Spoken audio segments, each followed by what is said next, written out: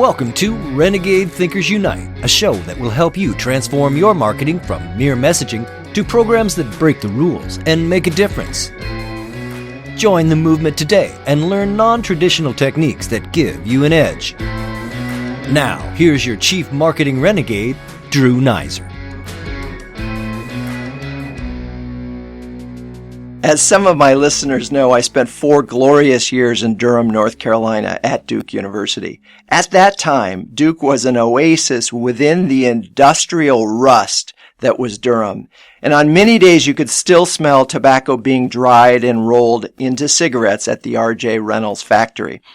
During my time there, I was an average student. I think my GPA was 2.9999. But an above average participant, taking photos for the Chronicle, video for Cable 13, working in a newsroom at a TV station that burned down. It wasn't me. Backstage stuff for Hoof and Horn, running film series for Free Water, managing the budget for the student union, and taking bowling for credit, which to this day is still probably the best class I took in terms of usage. I still use it. I can still get my 160 when needed. Within all of those activities, you didn't hear me mention a marketing class or a marketing club because I don't recall those as being options back then. Fast forward to a few decades later, and marketing is definitely on the radar, both on the undergraduate level, where there are 2 professors, and at Fuqua, Duke's School of Business, where I find myself today for a very special episode. My guest is Christine Moorman, the T. Austin Finch Professor Senior of Business Administration at the Fuqua School of Business. Professor Moorman is the co-author of Strategy from the Outside In, Profiting from Customer Value, which was awarded the 2011 Barry Book Prize for the best book in the field of marketing.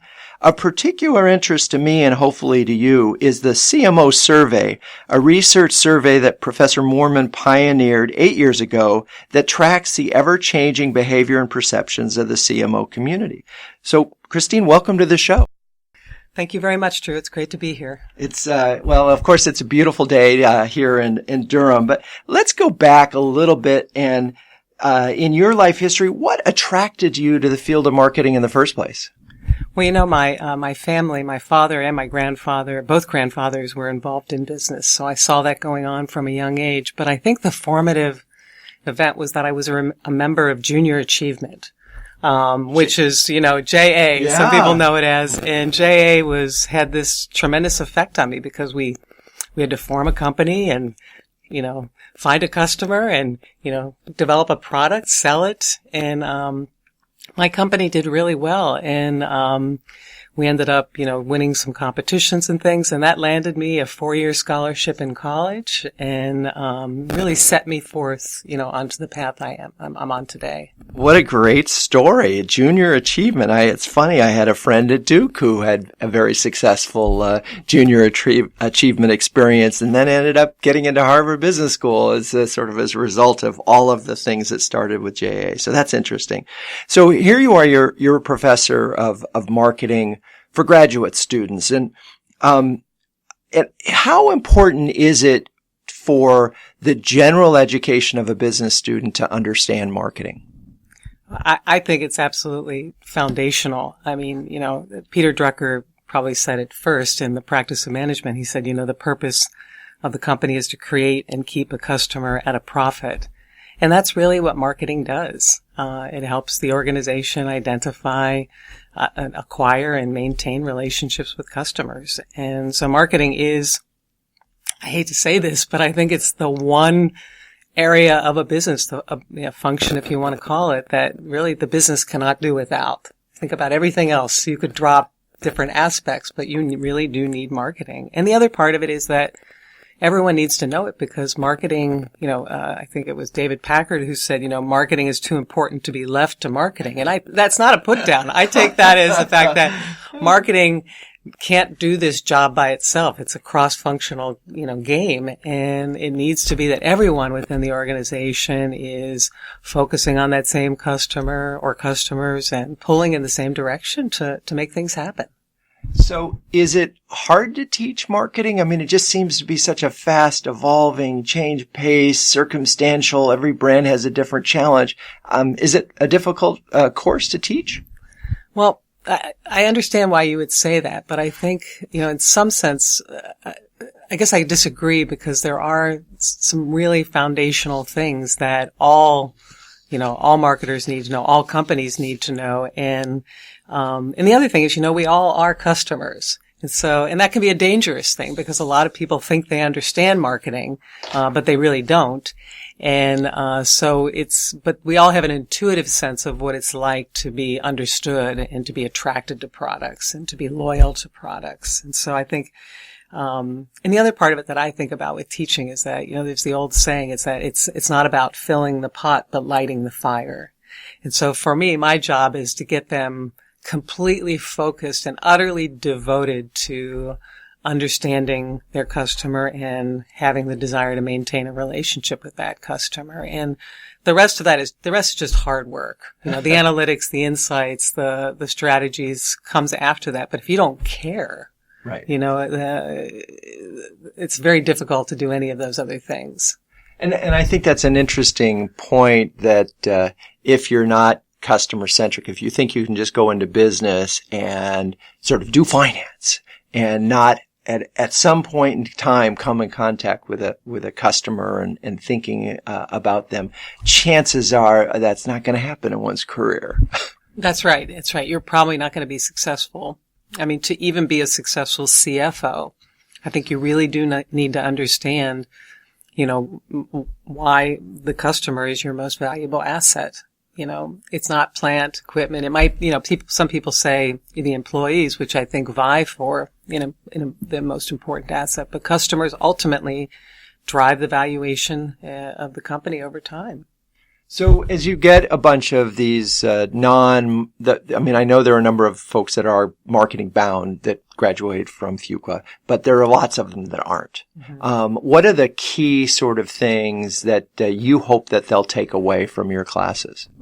Well, I think, it's interesting, even though marketing has evolved from kind of having a product orientation to a sales orientation to this kind of customer orientation, I think it's still very easy for people to get focused on those other aspects. Like I have this great piece of technology and it's happening even, it's sort of like repeating itself again today because people do have really great technologies. But, who's the customer? Why do they care about it? Why should they care about it? How is it better than, how they're currently getting their needs met? So finding that kind of unique position in the marketplace and then really owning that across everything that the company does is the first thing. And then the second thing, which I mentioned just briefly before, is that managing the customer and brand as your most important assets. I think sometimes we think about the brand and the customer as an afterthought, but they are the foundational assets. They drive everything else, that goes on. Then the third thing would be innovate, new value, or really die, because competition is going to come after you, whether it's coming from a new entrant, it's coming from an incumbent in your industry. People will challenge you in what the position that you're trying to establish. So you have to make sure that you innovate over time and stay ahead of them. And the last thing is that I think sometimes the stock market, plus people looking at the stock market, they think about that as something kind of separate from marketing. But in fact, what I try to emphasize in my class is the critical linkages between the customer and the brand and those stock market outcomes, whether it's, increasing the value of the company's cash flows over time or reducing the volatility. I mean, a lot of different ways that we talk about in class that are really CFO speak. And when we can speak that language and help, marketers understand and everybody else within the organization understand that that's how marketing can contribute, I think we can do better work. So, sort of last question in this section as we talk about sort of teaching marketing. You and I talked before this recording about some of your students are going into marketing out on the West Coast, working for tech companies, and then some are going to the CPGs, and had sort of a little bit of a laugh. I mean, the reality of those four things that you just mentioned, those are so deeply ingrained at CPGs that a person who goes there can't help but, if they spend 2 years or 10 years, they'll come away understanding those things and how to achieve those. That won't necessarily happen at the tech companies, will it? That's right. That's right. In fact, if you look at chief marketing officers, they often will come from these powerhouse CPG firms. They're coming from the PepsiCos. They're coming from the P&Gs. They're just like, farm networks for developing CMOs. And that's where you learn these very institutionalized, well-established capabilities for doing marketing. And you're also often given a brand. You're like the brand manager. You have P&L. Right. You're driving the business. In tech, you're going to be much more of a partner, right, and you're often going to be tech driven. So I think that's kind of the downside. The upside of tech is it's exciting. It's fast growing. There's lots of money. So I think you have to be much more of frankly, probably more of an innovator, more of a hard driver in those environments because you'll otherwise get gobbled up. Yeah, and I'm going to wrap up this section, but I love the simplicity is hard, and a lot of times technology isn't simple, but what Steve Jobs was able to do in simplify things when he introduced, say, for example, the iPod, it was 5,000 songs in your pocket. Very simple idea. And I go back to P&G and remember one brand, Gain. It was so simple. It was smell as proof of clean. And that represented so many different things, a consumer insight that someone might smell the clothes to do it. And that became the brand. That was the essence of the brand. And what is that? 3 words or 4 words. Mm-hmm. And rarely will you see a tech brief that is 3 or 4 words. Mm-hmm. They just can't get there. They just mentally can't wrap their mind around it. So anyway, all right, we're going to take a quick break. And when we come back, we're going to focus on the survey, the CMO survey, and talk a lot about that. Hey, it's Drew. I wanted to use this break to ask you a single question. Are you a courageous marketer? Do you have the courage to go to your board of directors and say, marketing could drive the growth of this company? We just need 3 times the budget. Do you have the courage to take the big idea that you already have and extend it internally and externally through influencers, through the media, through all of your content? If you're a courageous marketer but aren't sure how to roadmap all of this, I have a big idea for you. It's called Renegade Thinking. It's a program that we've developed and work with exclusively for B2B marketers, generally at large companies. And I want to give you my cell phone, 917-679-8852. Just text Renegade Thinking to 917-679-8852. And we can talk about how you can cut through.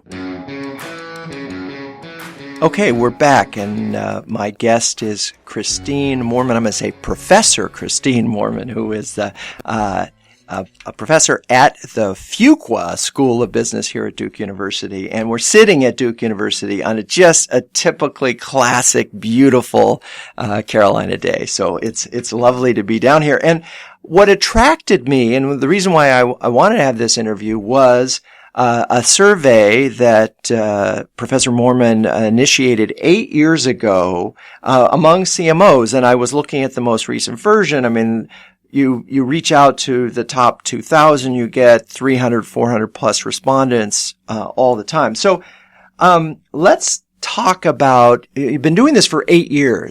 What are some of the big macro trends and changes that you've seen over that period of time? The survey covers a real breadth of topics ranging from, what marketers think is going on in the environment. So the forward-looking sense, what will happen with customers and competitors, spending, performance, social media, mobile, marketing analytics, and then some kind of core topics around things like marketing leadership and marketing organization. So we really do try to run the gamut. And running the survey twice a year allows us to get a pretty good sense of what's happening now. But then as we look at the results over time, we can sort of see some trends. One of the things that has always surprised me about the survey is that we ask one question. We say, what does marketing basically do in your company? And we give them a list of, 15 or 20 different activities. And we say, does marketing primarily lead this activity? These are things that I think we all think marketing does, right? But in a lot of companies, marketing does not do these things. So for example, in new products, in the most recent survey, only, about 37% of companies, marketing owns that, and only about 37% of the companies. Things like marketing analytics, again, about 65 or 66% of companies does marketing own that. Positioning, like a core marketing activity, 68%. So marketing does a whole lot. It does different things. It does a lot less than we actually think in many, many companies. Oh, that is really interesting, because I keep seeing this sort of ever elastic job with the CMOs where they're adding customer experience to their thing, or they're where they're suddenly in charge of the call center, for example. Mm-hmm. But let's step back from your perspective. What and oh, by the way, I meant to mention that we will link to this study in the show notes page of Renegade Thinkers Unite. So and we'll copy a couple of these pages, including that one in particular, and put it right into the blog. But since you mentioned, you called out 3 of the things, do you believe that marketing should own those? Yes, I do. I mean, own them in the sense that they should lead them. Mm-hmm. I think that that's probably the key. I mean, again, earlier I mentioned that this is a cross-functional job, so marketing does need everybody's support to make these things happen. But marketing should lead, I think, these activities that I mentioned. Revenue growth. Who else is responsible or should be responsible for revenue growth within the company? And in the CMO survey report said in only, again, about 30% of companies or so does marketing lead that. Oh, that's fascinating. And that maybe the statistic that correlates probably directly to CMO tenure, mm-hmm. right? Because I bet the ones that do control revenue and can point to it say, hey, lighten up, I gotcha. That's right. Right. That's right. I think that's right. I haven't run that analysis, but I can tell you, one of the questions we asked in the most recent survey is what makes the CMO effective? Excuse me. And we asked them to rank a number of different indicators. And the one that received the most votes, not the number one rank, was being the voice of the customer at the leadership table. So that was absolutely the most important. But the one that received the most top 3 votes was playing a key role in growth activities. And so I think that goes exactly to, the role that marketers should play. And this is what ultimately makes them effective, because again, who else understands where that opportunity lies? So marketers do need to grab that responsibility. And that's interesting. I wonder if we had a group of them there. They say, well, wait, I'm a B2B organization and I've got a sales team that I'm not responsible for, and a head of sales or a chief revenue officer, whatever it is. They're the ones who are driving growth, for the company. Does that sort of come into this mix? Well, I think I'm less sure about the chief revenue officer. I don't know exactly how that's defined in some of those companies, but definitely with sales, that marketers are the strategic vision behind those sales activities. And so, marketing has to work very closely with sales, but we don't necessarily want sales driving those activities. Well, and this is interesting because, and you and I talked a little bit about this, where I see lots of CMOs getting big budget approval for investment in software, marketing automation software, account-based marketing software, Salesforce, add on top of it a sort of a Tableau type data analytics, and maybe some business intelligence on top of that. And, maybe we need a predictive analytics sort of slotted in there as well. They have a 6, 7, 8 tech stack, maybe even more. And they're spending a lot of money staffing it and doing it. And it's easier for them to get approval for that than it is for them to get approval for another $1 million for media. And one would think the reason that they're doing that is that they can sort of track and drive leads and show revenue growth. Mm-hmm. But I'm not sure that's actually correlating. Yeah, it's hard to say for sure, but what I can say is that we did a piece in, I think, this most recent survey where we also looked at this idea of a digital marketing organization. We asked, the marketing leaders to report the degree to which, not the extent to which they were doing digital strategies, but rather the degree to which they had embedded these digital activities deep into the culture and capabilities of the organization. And what we find when I just look at a simple correlation between digital spend on the one hand versus digital marketing organization kind of embedding activities on the other hand, it's those digital marketing organization activities that are really producing the payoff. Spend is necessary, but without the digital marketing organization activities, it just doesn't go very far because it's not really part of the DNA of the organization. So even if you stack all those big tech systems on top of one another, that doesn't mean that you're going to get effective either analytics or digital. You're going to get a big tech system. Right. So explain just to make sure that I understand it and the folks listening understand. So the difference between sort of digital marketing stuff and digital marketing organization and what you mean by that. Well, digital marketing strategies would be the extent to which you're spending on, using digital for whatever, if it's for insight, for targeting, for customer acquisition, retention, those would be strategies. The other would be things like, making sure that you use, that you bring a customer focus into this part of your activities, that you build marketing capabilities in this area, that you have, you use marketing data to drive decisions, that it's much more of a formative kind of underlying, you might call it like the bottom of the iceberg. It's the foundational stuff that's going on within the organization. That has to take place. Interesting. I had a conversation with a gentleman yesterday, and we were talking about what often happens in marketing organizations and companies in general.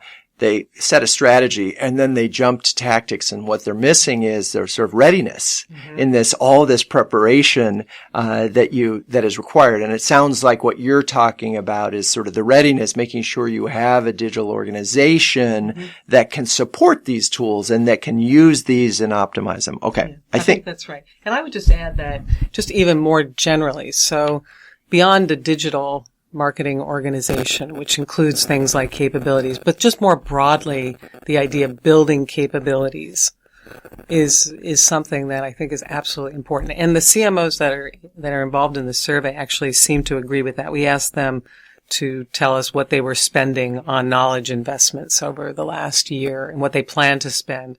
In the area and knowledge investments would include things like consulting expenditures, training, market intelligence, also marketing capability building. And marketing capability building is the one area that is just skyrocketing in terms of investment.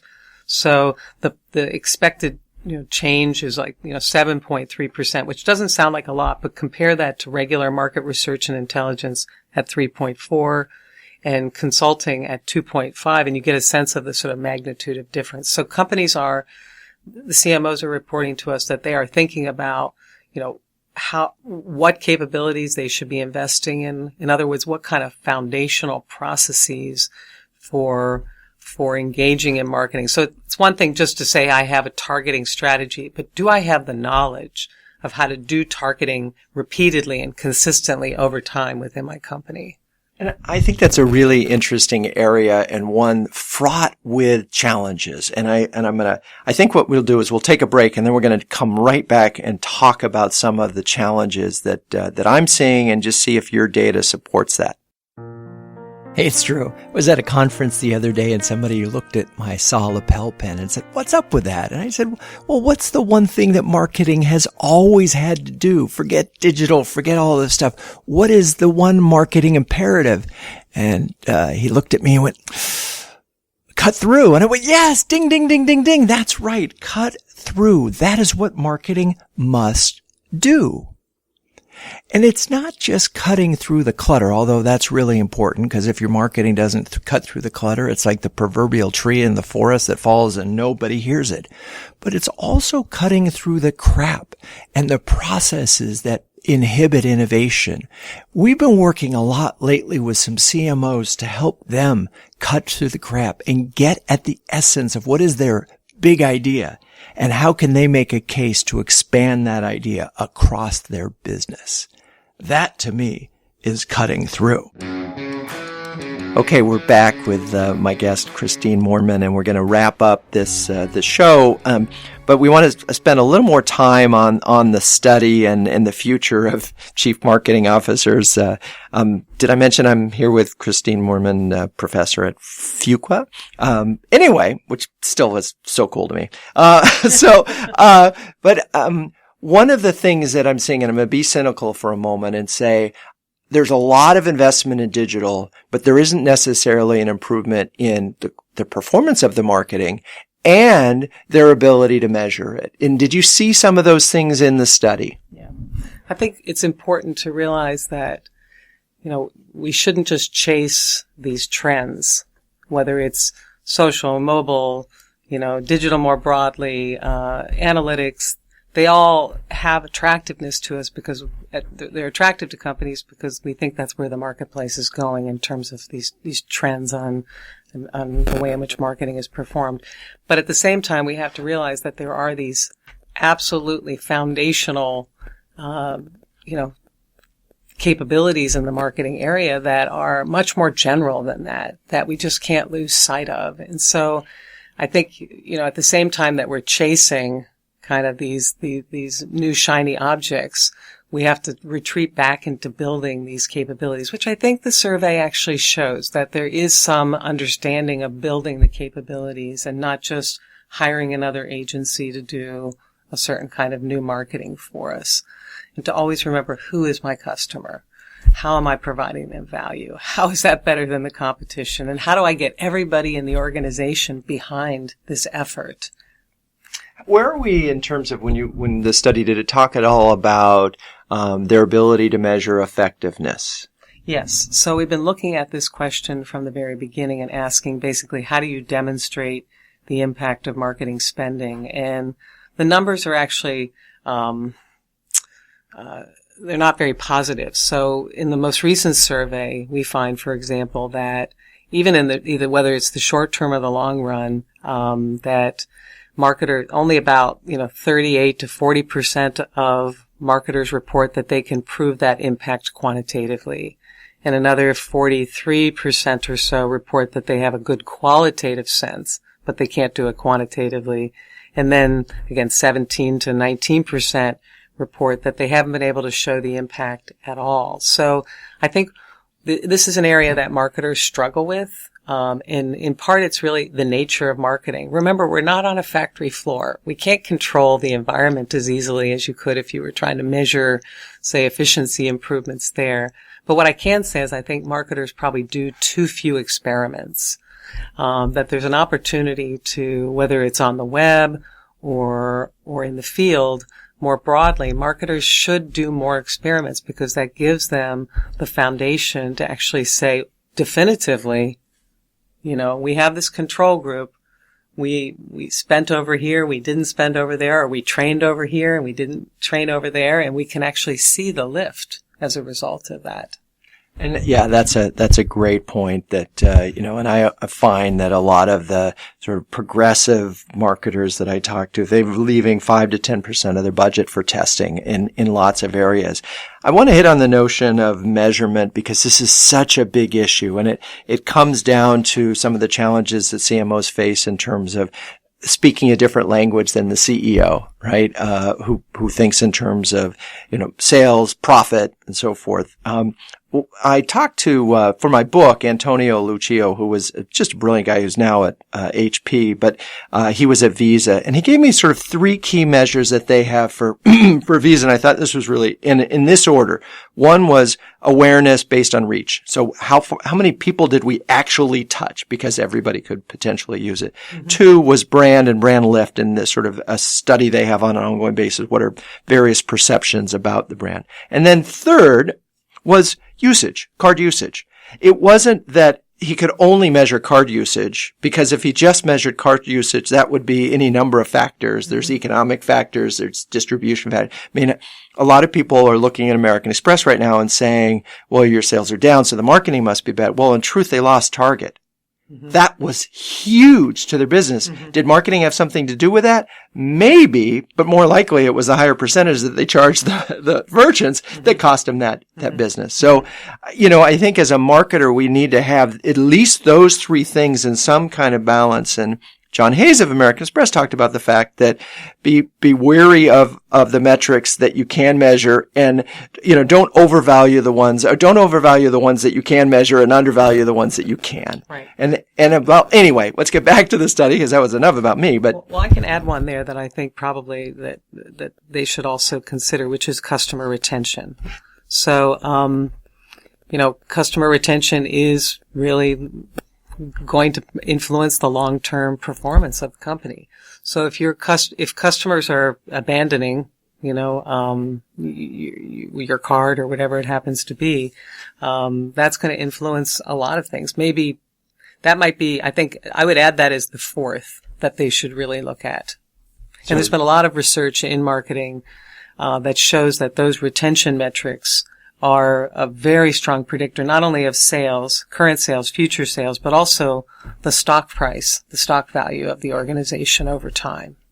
We've been talking about metrics and measurement, and I'm curious in your study if you found some changes over time in terms of, are marketers feeling better about their ability to measure things over time?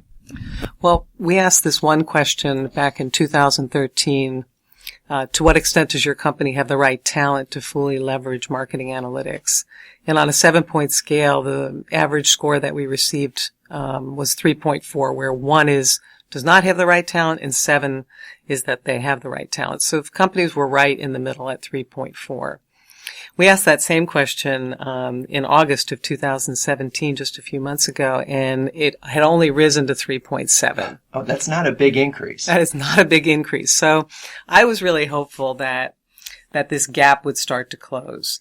And so it's obviously not. So companies do have to be mindful of the fact that it's important for them to build talent in this area.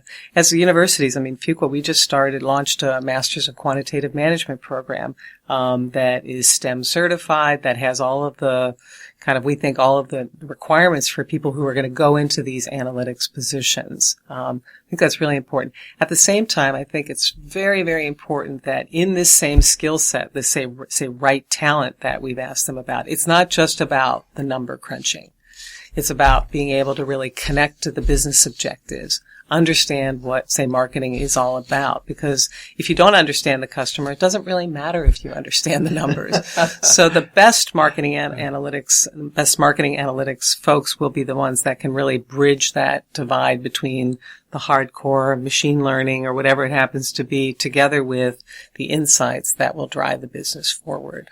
It's a great point, and of course, so all you marketers out there that are looking for someone in that area, they could find a nice newly minted MBA coming out with that degree soon? Well, this will be a separate part. It's a Masters of Quantitative Management. But even within our MBA program, I would say we're all shifting our content, because we know that students have to know how to do, say, customer lifetime value assessments. They have to know how to look at these issues of, say, an attribution bias. These are all things that, your listeners are going to say, yeah, we're worried about those things. How do I run an experiment? How do I do a conjoint analysis?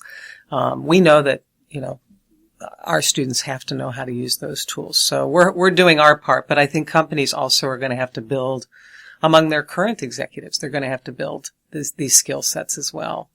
So as we wrap up, what gets you most excited about the future of marketing? Well, marketing this is part of what attracted me to marketing in the first place, is that it is such a dynamic field. And it's a field that's so important to the world in which we live. And it in our school and in, when I look at all the different kinds of folks that engage in marketing, it's such a broad array of people. We have physicians in our classes, nonprofits. You have people running city governments who care about, all the bidding that's gone on recently for the Amazon hosts. I mean, all of that is a matter of positioning your city in a certain way.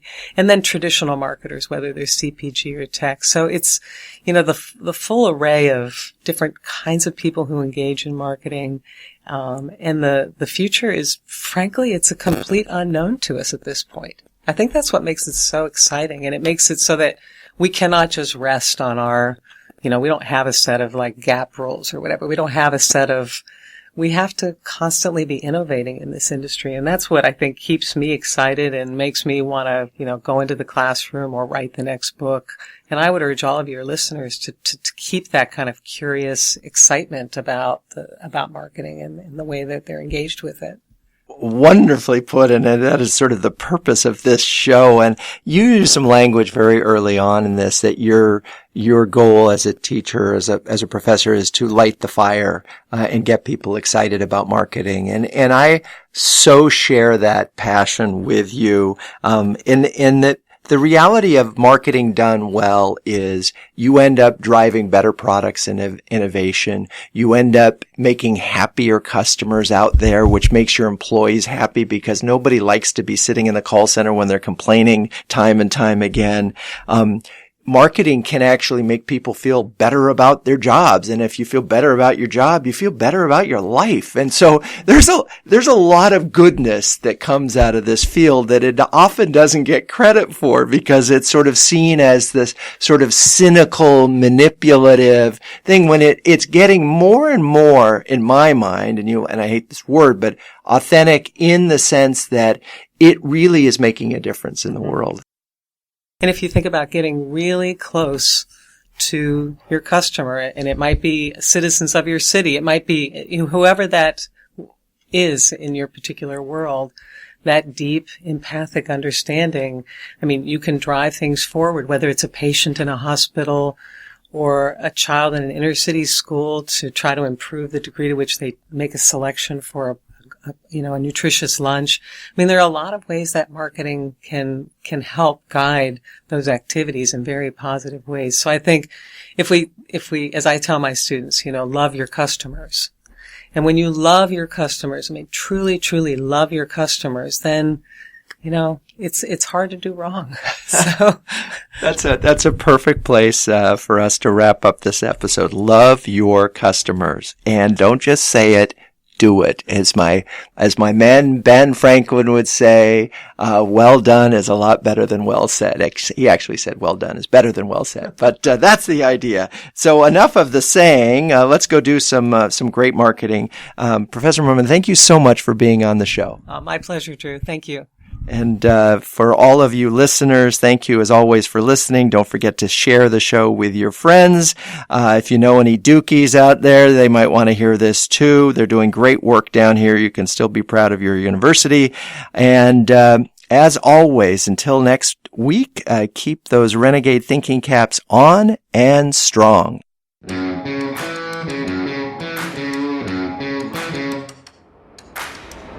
This has been Renegade Thinkers Unite, but it doesn't end there. Just go to renegadethinkersunite.com for more and subscribe to the show. That way, you'll never miss an episode.